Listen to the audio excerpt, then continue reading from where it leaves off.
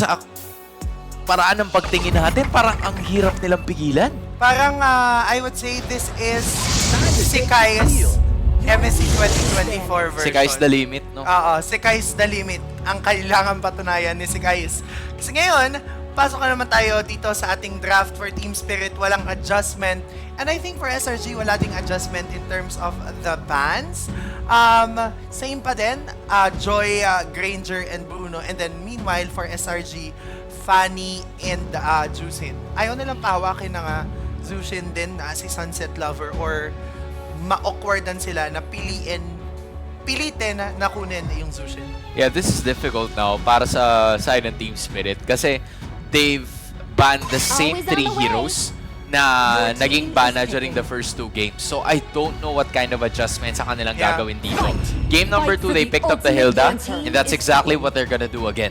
Kumbaga, nung nakita naman natin yung game number 2, di ba? Parang, ano naman palag-palag naman. But they really had to take their time. Tapos, napakarami din kailangang outplay na gawin ni Hiko for their composition to work. Correct. So, now, with that being said, I'm wondering kung ano ba magiging ruta dito ng Team Spirit. They went with the same first pick.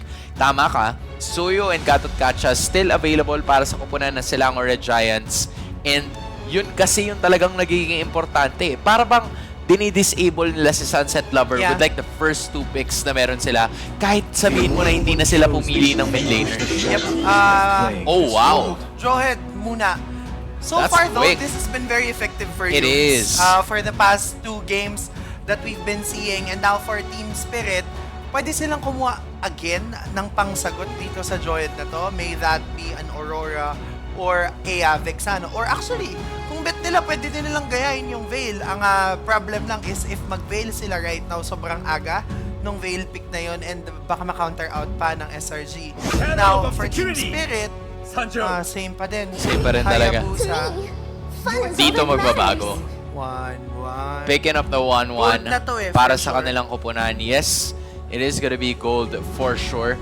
Hihintayin na lang din ng Selangor Red Giants kasi yung unang 2 games, yung third pick na kinuha nila is the 1-1 and the Moskov respectively dito sa pick na to mismo. So maybe with SRG, there could be a certain amount of adjustment na pwede nilang gawin. Nakadepende. Pwede rin naman silang magharit or they could go for a gold laner para dito kay Innocent. Hindi pa nga tayo sigurado actually kung magpipick na ba sila dito ng gold laner or will they go for Stormy for the first time in this series. Ano lang, ang naging trend lang ay Innocent third pick. Pwedeng ano yan, Harit, Iritel.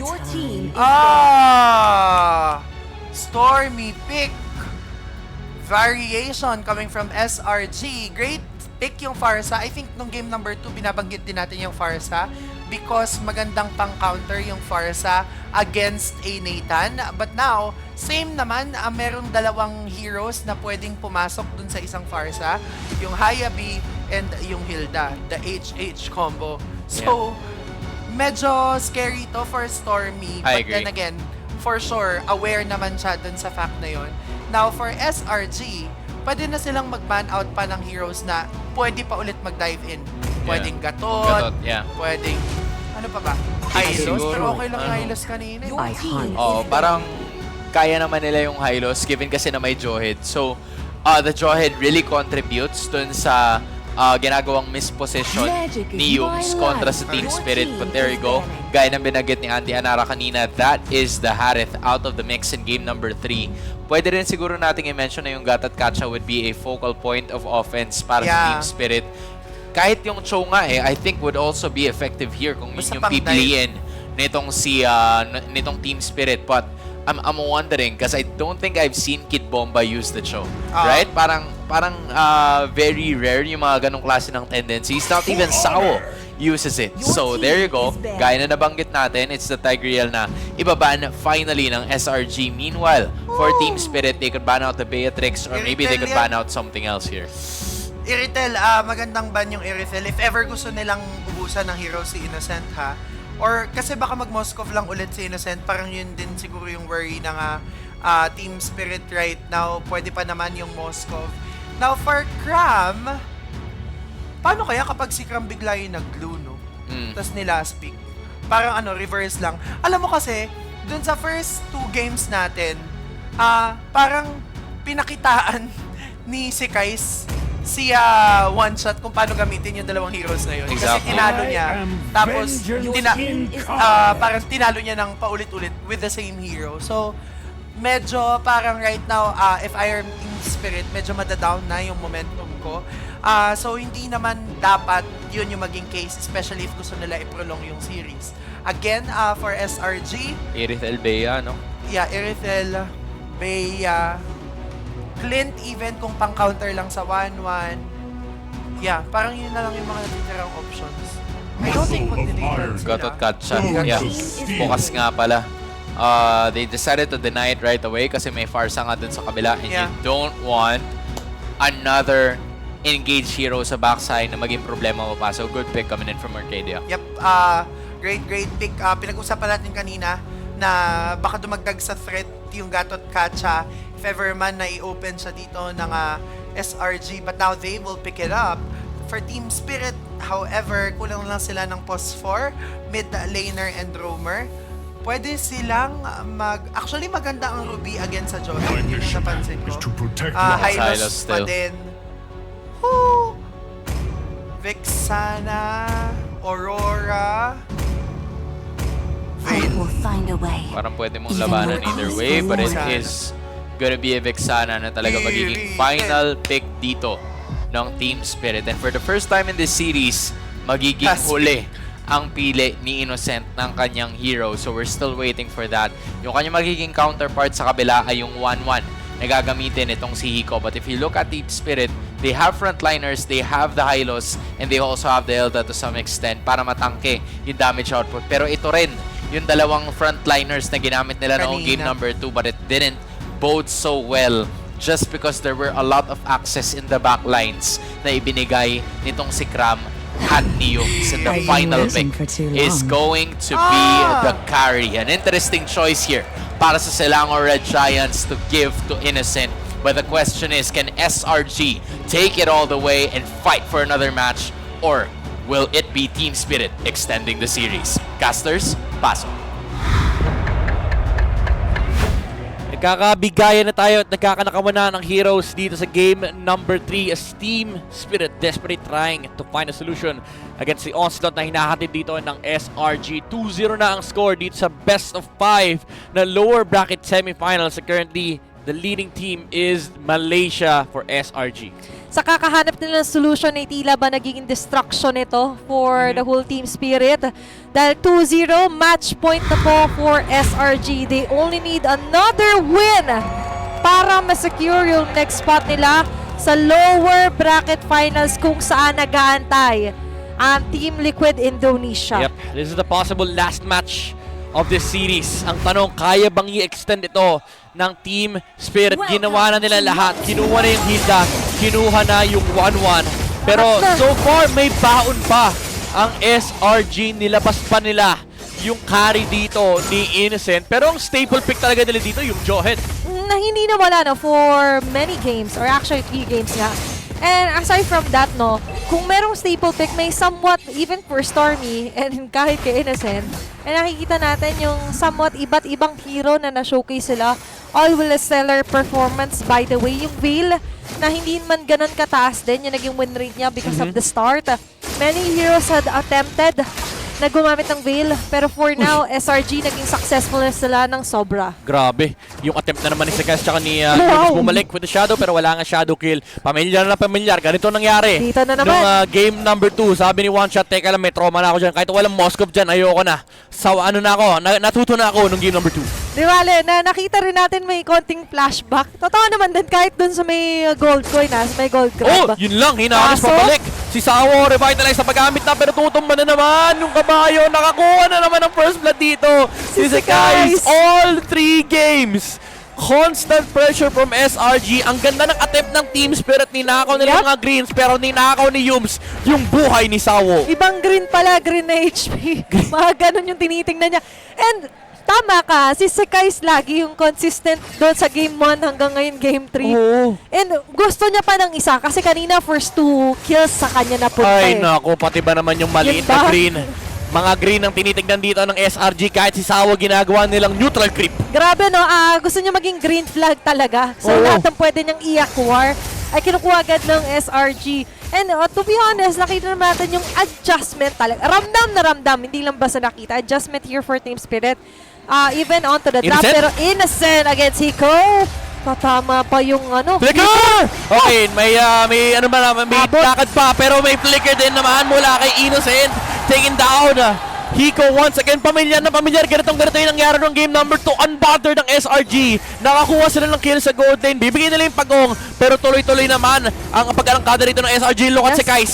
Invading the green Yes. camps. Green lang talaga ang gusto niya. 4 yan na possible na humahabol nga sa kanya. And even Zekai, siya pa lang siya na pag-gamit ng retry niya just to try and delay Team Spirit there. Pero ulitin lang natin, that was something na gusto talaga nila i-trade off. Sige, sa inyo na yung pagong as long as for SRG, nakuha naman nila yung much needed na kill this early onto Hiko. yun lang. Habol konto si Kais. Si Kais, nagamitan ng shadow kill dito. Medyo maaga yung kanyang pag-dash out. So hindi niya madododge yung shadow kill and the Suyu falls down. Oh, grabe naman yung dalawang tinamaan doon sa middle lane. And Team Spirit, again, very familiar territory. Ganitong yung nangyayari ng game number 2. Early transitioning to mid. Hawak nila yung momentum pero nandoon kasi lagi yung trades mula sa SRG. You need consistency kung ganito yung magiging laro ng Team Spirit. Kasi kanina, kala natin nakuha na nila yung timpla. Just to try equal nga yung dominance na meron yung SRG. Pero problema nga nabitawan kasi yung ibang mga linya na pabayaan, especially Hiko, di ba?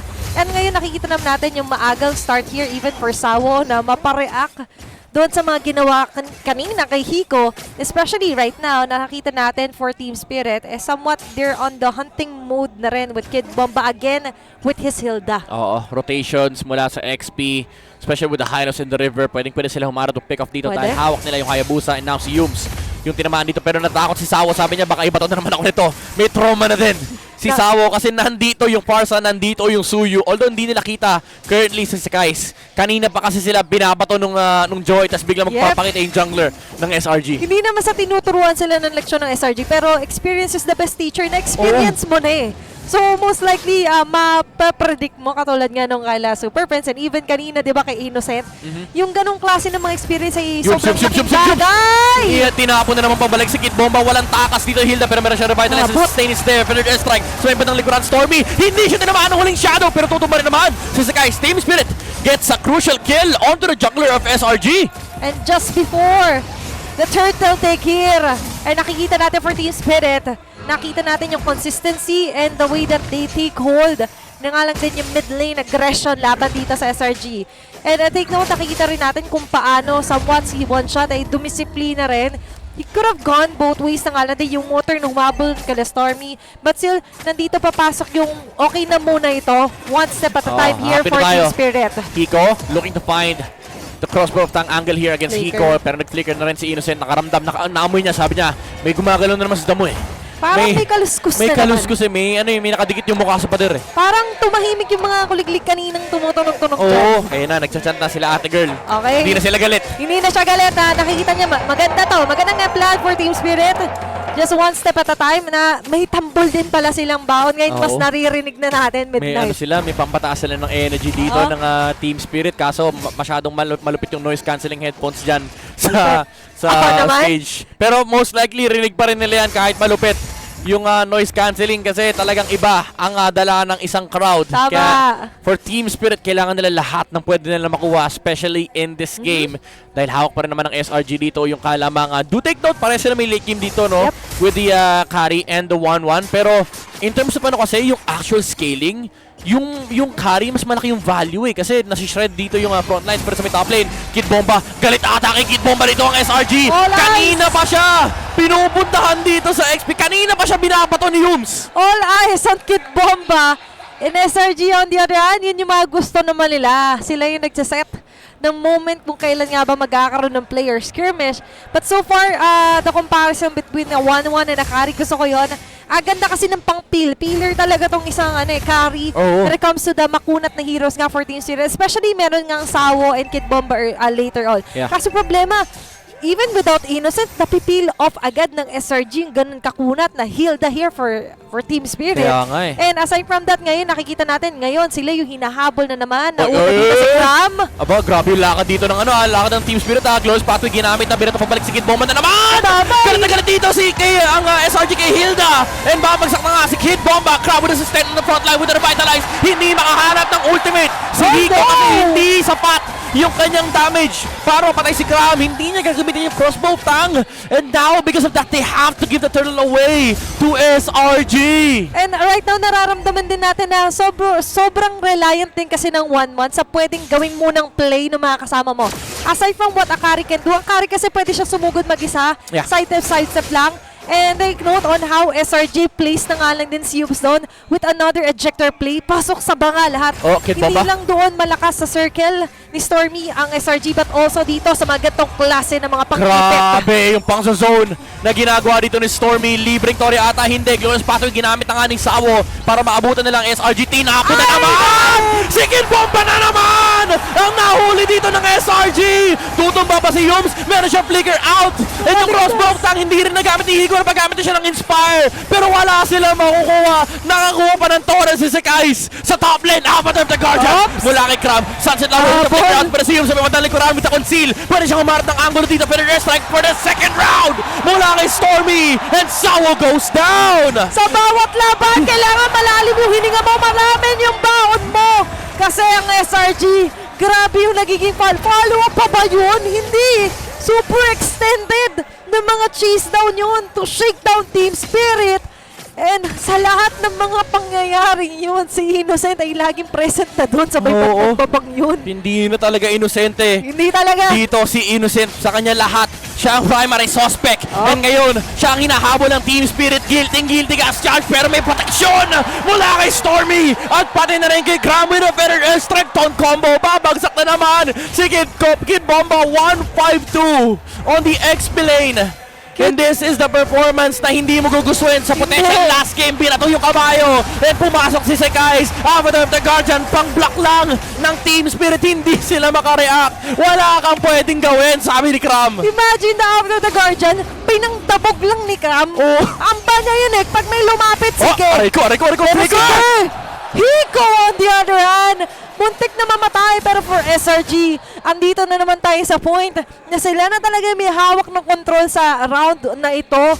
To be honest kasi 9 minutes in the game, Oh, one shot. 5.6k gold Oh my lead. goodness. And even one shot na may multiple time of escape, may multiple routes sana. Nakikita natin para bang hirap na hirap yung ninja na to gumalaw sa mapa. Narinig ng SRG kanina yung retry ni One Shot. Sabi ng SRG, wala kang retry, wala kang pang-contest. Bakit kayo nandito? Hahabulin ni Yubes. Si Sawo! And the high loss goes down. Innocent being taken alive here pero hindi tutumba. Buhay pa Yung rin. carry buhay pa rin. Avatar of the Guardian on the backside. Hindi makapasok si Hiko. Hindi siya makapag-participate. Hindi siya makasama sa laban. In Team Spirit, hinaharangan sila sa harapan. Si Kais won't fall with the Inspire crossbow tang mula kay Hiko. Pero SRG, again, time and time again, lahat ng ibabato nila dito sa Team Spirit hindi kaya sagutin ng kanilang mga frontliners. Ang dami nilang pantalon. Ang dami at ngayon namimigay na naman sila. And for Team Spirit on the other hand, it's just too much to handle. Ang daming kinumit doon ni Hiko just to try and survive. That is Sekais alone Wala pa doon yung mga tumatapang Better strike. strike ni Stormy. Just as what we're talking about. Ngayon, tuloy-tuloy na naman ang pagbagsak ng ilang sa mga turret ng Team Spirit. At dito sa may bandang baba may nakaabang. And even Yums here getting ready, getting geared up for another pick-off na naman ba? May flicker yan Pwede itong umabante midnight May flicker yung jawhead ng SRG. Tutumba na ata yung Lord pero yung Glorious Pathway napakitang latag para mapatayin nila si Innocent. Team Spirit finally getting an answer back against SRG. And now they take out the gold laner. Pero, Innocent goes down and Team Spirit makakahinga sila ng konti. okay lang, nandun pa rin yung somewhat na for SRG, it's okay. Nakikita nila lumamang tayo but the problem with that is medyo na-close off tayo sa mapa na nakakalamang yung Team Spirit, especially na 4-5 nagko-commit nun onto Innocent alone. Speaking of which, looking at the player head-to-head, sobrang laking difference si Hiko and Innocent. But later on, mas expect siguro natin na may pangsasagot dito si Hiko. Kasi remember, for a 1-1 to really work out, kailangan niya ng oras muna. Kaso ngayon, time is their enemy kasi sa oras na ito ay lumalamang pa rin at hawak pa rin ang SRG ang kalamangan. Still establishing a huge gold gap lead here laban sa Team Spirit. Kailangan nila ng extended team fight kaso ang binibigay sa kanila ng SRG hindi nga short eh. Hindi mabilis yung team fight kundi pantalon. Mula rito kay Kram, kay Yums at pati na rin kay Sekais. Napakaraming layer of protection na pwede manggaling dito sa SRG. Now, Lord is gonna be spawning in 40 seconds. Sinisimulan na nila yung slow push sa opposite Lord lane. Ngayon, kailangan mag-group up ng Team Spirit. Alam nila, nakita nila si Kram. Nakita nila si Kram tumawid dito. Okay lang. Pero nakaabang pa rin naman And yung ibang members dito ng SRG. You mentioned yung pantalon, kasi ayaw mo man tumalon, pipilitin ka ni Yums eh. Oo. Di ba, naka-reserve yung flicker doon sa play na yun ha. So just imagine kung gaano kalayo yung aabutin mo. Gustuhin mo man o hindi. Kasi SRG has that luxury nga with Yums here. Pero for Team Spirit, what can they do na nga lang din para somewhat ma-relieve yung pressure na nararamdaman nila? We have to take notice kung paano ba nagagamit nila Kid Bombay and Sawo yung combo. Double revitalize combo sana yun eh. Just to try and salvage kung ano yung pwede maging posisyon ni Hiko. Pero ito yung pagsilip, yung in-expect combo nila, ang dalawa ngayon ay kasama na. Napapula kagad si Hiko, tinamaan pero yung Shadow ay kakabit dito kay Stormy pero iba tinamaan nung Shadow kill pumunta para sa Gatot Kacha. Sa dami-dami mong target na pwedeng lipatan yung Gatot Kacha pa. Imbis sa pa ganon, pumunta doon eh. Gumanon eh. Nakita natin for Kram, sabi niya okay yan. Pre, okay na okay yan. Nagising si Burrito, sabi niya, imbis sa pag-ganon, gumanon eh. Okay na sana eh, di ba? And we get the idea na yun yung pinaka-perfect target para sa Hayabusa. But when it comes to instances talaga, you cannot control kung ano yung magiging next move kasi nung target mo. So far, Stormy still is untouchable. Hindi pa po siya namamatay. With a 1-0-10 KDA. At ito pala yung audience participation pag nagsishish dito sila, Kram. Oo. Yung pinost ni Chantel. Oo, ano sila na nakikisama sila sa mga pagtoton dito ng SRG dahil ang buong storya. Grabe. Ang storya ng serye na to, it's been all SRG and now with the Lord marching on the top lane, pwede sila makahanap ng isa pang pantalon, ng huling pantalon potentially na makikita ng Team Spirit dahil kumpleto ang SRG. May mga flicker, may revitalize pa na hawak dito. Ang kanilang kupunan, third airstrike ginamit na para mazone at si Hiko. Glorious pathway patagilid para ma-delay yung pagpasok dito na may minion wave pero sa top lane, si Hiko dinedepensahan yung Lord. Do take note again na may flicker dito. Si Yums, meron pang immortality yung Jawhead and they will try their best Team Spirit to defend here pero ang sakit na rin ng damage output dito ni Sekais at pati na rin yung mga sapak ni Kram. And even Kram alone, nakikita natin nakakapag-deliver ng Yun! damage! Yung flicker! Naka-injector gray! Pinato na naman si Kid Bomba and si Kram dito sinasalo yung kabuuan ng Shadow Kill from Winter Crown. Si Kram sustaining the damage output coming out from one shot and tutumba din si Hiko. Oh no! And SRG finds the enemy gold laner. 3 members remaining from Team Spirit. Kaya ba nila dumipensa? May pangalawang round ng Glorious Pathway pero naghaharap naman ng iba pa to si Yum. Sekais goes in. Sunset Lover with a flicker out pero yung damage output, look at it, look at him go! Sekais with the pokes, with the takedown. They take down one shot and SRG wipes out Team Spirit and gets the clean sweep to advance into the next round against TLID. Selangor Red Giants securing a sweep and eliminates Team Spirit for the chance to bid for the M6 crown. At ngayon ay grabe rin naman yung sigawan suporta.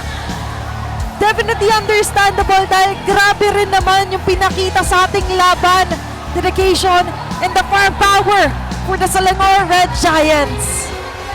A gigantic victory for the Giants. A giant 3-0 against EECA to pave the golden road and quite possibly make a chance to beat TLID. Kausapin muna natin ng ating mga The Dragons of the North has stood their ground to be one of the world's best. Unfortunately for the Dragons, their journey to be greater than ever ends today. Team Spirit, you and Nate now take your final bow. We'll be looking forward to your comeback next year. Hold on. Guys, a round of applause for Team Spirit from the EECA. They will be finishing off as top 4 this M6. Proving themselves as one of the world's best. They can hold their heads up proud. One more time, ladies and gentlemen, Team Spirit! You may give your final bow. Thank you very much to Team Spirit. We hope to see you guys again next year. And with that, the hometown heroes, Axiata Arena, make some noise for Selangor Red Giants!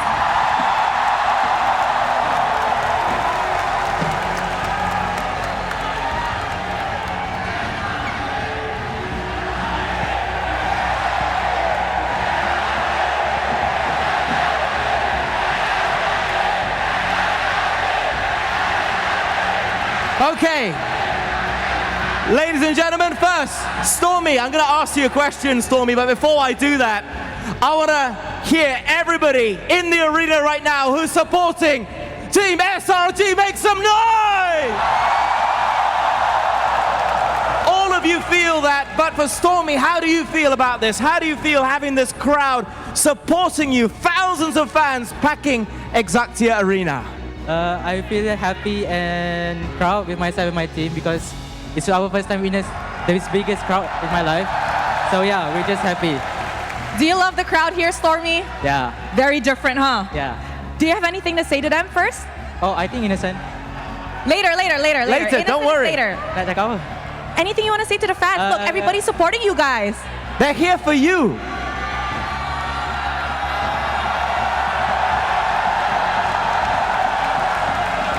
I hope you guys can scream for us for the next game. Yeah, thank you. Yes, Adam, they do have the next game. Okay, so guys, Adi. Okay, wow. His Hayabusa was crazy. But, Sakais, we all know that you guys had a very rough start. But with rough start, now you've shown to everybody your MSC final form. It looks like Sakais from MSC is back. How did you do that? How did you regain back such momentum? Because yesterday I saw Kid Bomba video interview. He said SRG are underperforming right now. So I think, yeah, I show today. You guys know what? There's something about this kid and him proving people wrong. Because back then in MPL, there was also an incident like that where someone said, you know what, you're bad. And he's like, I'm going to show you who's bad. He does that a lot. He likes to prove people wrong. I love guess that. An extra buff today. That's what you call that little bit of swagger. We love it. We love to see it. But I'm going to get another question here to the man who's had a breakout year, the one and only Innocent!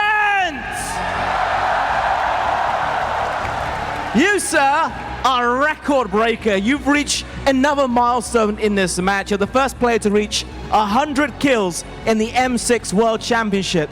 100 kills, match after match, records are set. You are the man. How do you do it? I'm just doing my job as a gold laner of our team, and that's it. It becomes natural, I think. You're too humble. You are too humble. I mean, it's astounding what you've achieved, but you might have a secret weapon, right, Rose? Yeah, speaking of secret weapon, when they won their last match at IOI City Mall, he told me, I had to win today. My girlfriend's flying in on the 12. So, Innocent, are you dedicating this win to her? Are you dedicating this win to your girlfriend? Dinidedicate mo ba yung panalo mo today? Yeah, all of our games. Why are you looking at me? Look at her. Uy! Malu. Malu! What? Wow. Okay, what do you want to say to her as your buff today? Thank you sa support and effort sa pagpunta pa dito sa Malaysia para support kami. Oh, he said thank you for your support and effort for coming down to Malaysia to support me. Ooh, shy boy. All right, maybe we could ask Yums, Captain, one Yes. last question. Don't be shy. Don't be shy. Now I know you're running away. He's running away. I won't bite, I promise, but I just want to know, it was a dominating win today, but you're not done just yet. There's still another round to go. How are you going to get ready for that? Macam mana korang nak siap untuk match seterusnya? We just sleep after this. Tidur je. Tidur. Just sleep. Okay. The way he answers, that's exactly why I smacked them at IOI. Exactly the reason why. But you know what? I think it's time we let them go because they have to prepare for the next match. Yes. So Axiata Arena, once again, your hometown heroes, Selangor Red Giants. And with that, let us throw it back to the panel to break down what happened in this crazy clean sweep. Oh, parang mainit mamaya. Parang mainit mamaya. Gusto ko yung nakikita ko. I like it! I like it, ladies and gentlemen. Grabe! Men, isipin mo na lang, di ba? I mean, wala eh, Kid Bomba. Men, Kid Bomba ka. Relax ka lang kasi, pare. Nagalit tuloy Huwag si mo kasing galitin. Ayan tuloy. Pero, well, GG, well played pa rin sa Team Spirit. Kasi Coach so Bren, far, nice Coach G. Bren, yan, nice G, NT. Kasi nakarating pa rin naman sila ng top 4. Ito ang kanilang finish din last year. Yesterday tuloy.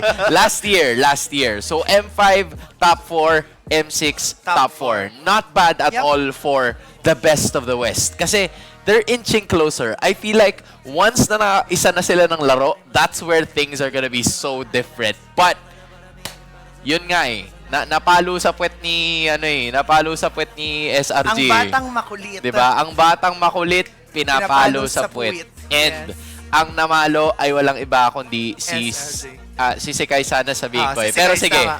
SRG na lang. Kasi at this point in time, 'di ba? Parang nakakagulat eh. All of them, I actually saw all of them like perform in the respective games. Game 2, it was Innocent.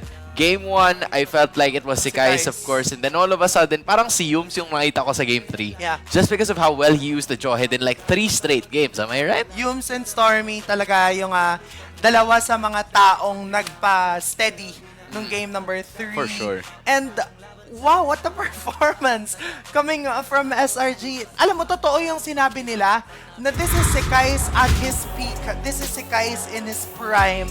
And kung papansinin natin, what makes this special for SRG ay yung fact na, again, and ito din yung nagpapa-special para sa Falcons, sa Fnatic Onyx Philippines, yung alam ng bawat isa kung sino yung target na dapat nila. Kung papansinin natin, for Stormy, there were times towards the latter stretches of the game, si Stormy, kapag nakikita si Hiko magbabagsak ng 2 feathered airstrike, Yun nga eh. pang-warning lang. Parang, sige, lapit ka nga, boss. Hinawakan sa tenga at saka Hinawakan sa kinalabit. tenga. Totoo. Na parang nagiging scary yun for Hiko kasi if you are a 1-1, hindi mo naman gugustuhin na mag-build agad ng Athena Shield earlier on. That's And right. even yung mga may Athena Shield talking about Sawo, talking about Kid Bomba, deadma yung burst na meron si Stormy kasi the moment ni ejector sila papasok ni Yums, nandun si Cram, napoproc agad yung Athena Shield. Essentially, ibig sabihin nito, the moment na maglapag si Stormy ng feathered airstrike niya, napapasayaw na si Midnight sa sobrang ganda ng performance from both of these teams. Kapag naglapag si Stormy ng feathered airstrike, walang Athena Shield. Ibig sabihin, yung sustainability na dapat na maibibigay na magic defense ng Athena Shield, na-absorb ng lahat ng damage ng mga sandbag ng koponan ng Team Spirit na parang wala silang Athena Shield to begin with. Oh. Ni-rush pa yun, ni Sawo, ni-rush ni Kid Bomba. There was a point in time na napapasigaw na si Midnight sa loob ng game na, si Kid Bomba, patay na naman! Kasi, ang lala! Legit naman kasi talaga, isipin mo ginawa siyang volleyball, pre. As in, pinaglipat siya ni Yums. Di ba nga sabi niya, si Yums binuhat si Kid Bomba. Ang hirap nun. Totoo. Di ba? Ang hirap nun. And then all of a sudden, he was actually able to do it in the midst of everybody else being there. Like yung magandang pwesto niya and yung risk knowing that most of the people are actually gonna be there para sa follow-up. This shows the trust. This shows the execution, the attention to detail na sinabi ni Athena at ni Midnight kanina na talagang nagiging or nadi-display, na-execute ng Selangor Red Giants. And Yeah, I really felt like this is SRG na dapat katakutan ng Team Liquid Indonesia. Exactly.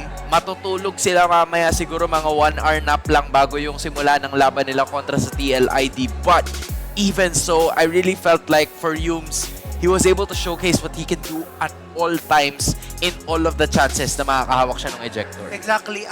For an entire best of 5 series, ang ginamit lang ni Yums, by the way, ay Johet. Parang nadi-default na kasi namumove yung pagkakapili ng Johet. First game, second phase. Second game, second phase. Third game, first phase. Kasi alam ng koponan ng SRG na may tendency and possibility na i-ban out na yung Johet coming from Yums. And why it's so beautiful is because, again, ang daming na-open na possibility. Yung siniset up ni Yums na plays for SRG ay hindi biro. And kung titignan natin, in this specific matchup, hindi po nabigyan si Yums 0 deaths. Imagine, for a Johet na laging nakababad sa harapan, hindi siya namatay. How is that possible? That's only possible kasi again, yung the rest of SRG alam kung ano yung dapat nilang gawin. We see Cram tanking out the damage output coming from the Hayabusa. Twice natin nakita yun in that entire matchup na kumapit yung ultimate ng quad shot, ng Uki Shadow kill kay Stormy number 1. Yup. Pero isusustain na ni Yup. Cram. But Yums, Yup. what a performance! Deserve mo matulog pagkatapos ng labang ito. Good night talaga. Isipin Good night. mo, yung laro niya, pwede pa pang next game yung buhay niya. 1, 0, and 11. And I honestly felt like, to add to your point, bukod sa sumasayaw na rin si Athena, yung yung option nila na to go for the feathered airstrike para mas mapadali lalo yung buhay ni Yums. Kasi, Pang-zone. Diba, tsaka bukod sa pang-zone, kalahati or at least 65% na yung buhay ng kung sino man yung matatamaan nun just by 2 feathered airstrikes alone.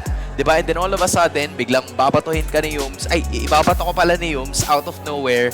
Tapos wala ka nang magagawa kasi kahit gusto mong tulungan yung kakampi mo na binato na ni Yums, kalahati na lang din yung buhay mo. So, I felt like the layering of skills here coming in from both of the teams were really stellar, pero mas maganda yung execution na ginawa ni Yums at ng Selangor Red Giants. And they utilized the lack of vision na meron ang side ng Team Spirit kasi Yums would come out of nowhere. Like, biglaan, all of a sudden, 2-3 members. Parang dapat nga pag nakikita mo na 2 or 3 heroes ng Selangor Red Giants, yung nagtitipon-tipon, kahit hindi sila kompleto, you should expect that Yums is gonna be there and he's gonna throw you everywhere. And there's a reason kung bakit natin ako consider na sobrang bilis and sobrang crucial ng mid lane rotation. And not just the mid lane ha. By mid lane, I mean yung trio mid, talking about the jungler, the roamer, and the mid laner. Sobrang crucial na mabilis sila umikot kasi sila yung nagdidikta ng pace ng laro. We see doon sa highlights natin, mula umpisa hanggang dulo, magkahawak kamay si Stormy tsaka si Yums. Yun nga. Lahat ng pick-off na meron sila, kakanta na lang sila ng hawak kamay by Yeng Constantino. Ganong paano, level. paano? Hawak kamay! Okay, yes. sige, tama. Tigil na natin to. Kasi nga, ganon yung pinakita ng SRG na parang aware si Yums, aware si Stormy, na kapag magkasama silang dalawa, lahat na kasi ng the rest of their teammates ay physical damage. Sobrang balanse na ng damage output nila. May physical, may magic, may setup coming from the Johet. And what this does, ang daming opening para sa kupunan ng Team Spirit. Man, just imagine yung ruta na pinanggalingan ng dalawang teams na naglaban kanina. Sila yung nagpaumpisa ng ating lower bracket run. Selangor Red Giants had 3-0, 3-1, at ngayon 3-0 na naman ulit. Meanwhile, for Team Spirit, they shared at least, or they lost at least 1 game before going here, but they haven't won a single to stay at 4th place. Still, a really good run coming in from the best of the West, but not good enough to go up against the hometown heroes of Malaysia dahil ang makakaharap nila mamaya in another best of 5 series is gonna be Team Liquid Indonesia. At ito yung tanong na palagi nating napapansin. Dapat bang mas kabahan tayo pag Indonesia ang kaharap o mas kabahan tayo pag Malaysia na ang ating mga kaharap sa Grand Finals? We're about to find that out. Ang sagot